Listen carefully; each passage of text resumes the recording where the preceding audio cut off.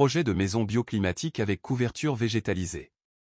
Dans un contexte où la construction durable devient une priorité, le choix d'une maison bioclimatique constitue une réponse innovante et responsable face aux enjeux environnementaux.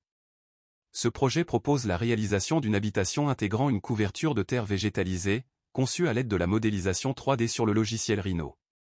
Cette approche allie esthétique, performance énergétique et résilience face aux éléments extérieurs. Le projet est le fruit d'une idée de Francis Pratt. Comme on peut le voir sur cette photo, une cabane avec un toit végétalisé disparaît dans son environnement. En l'espèce, la terre végétale qui recouvre le toit n'a que 5 cm d'épaisseur. Elle a été plantée de sédum qui supporte la sécheresse en été. Les autres espèces végétales ont poussé naturellement. Il n'y a ni arrosage automatique, ni manuel. En poursuivant la même idée, une maison bioclimatique se distingue par son implantation harmonieuse dans le paysage. En favorisant les orientations naturelles, on optimise les apports solaires en hiver et on se protège des surchauffes estivales. Le débord de la toiture limite l'ensoleillement en été. Les ouvertures traversantes et un puits canadien permettent de rafraîchir la maison en été. Bâtie dans une région désertique, la maison bioclimatique sera recouverte de terre, de rochers et de cactus. Bâtie dans les régions méditerranéennes, elle sera recouverte d'aquilées de Gora et de Lipia. Bâtie dans le nord de l'Europe, elle sera recouverte de fougères et de mûriers. Le propriétaire pourra donc la personnaliser comme bon lui semble. La toiture et une partie des murs sont recouverts d'une épaisse couche de terre végétalisée, cultivée avec des espèces locales et peu exigeantes en entretien.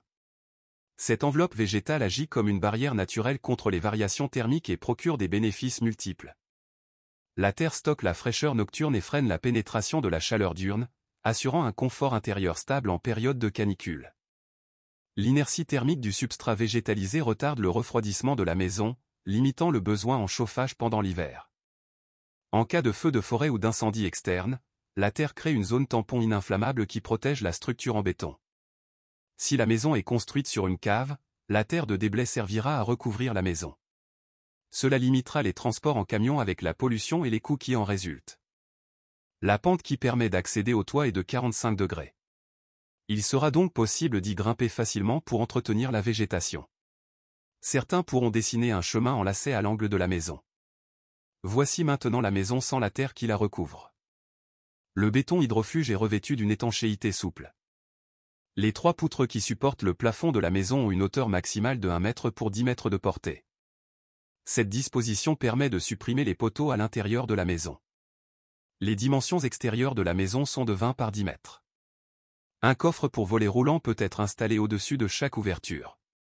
Si le volet est en acier, il protégera efficacement la maison contre les incendies de forêt et les intrusions. Il sera caché par la terre recouvrant l'auvent.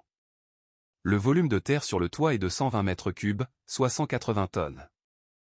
La construction pourra être exécutée avec des banches pour y couler du béton, mais elle pourrait être tout aussi bien réalisée avec une imprimante 3D qui dépose des couches successives de béton pour fabriquer les murs.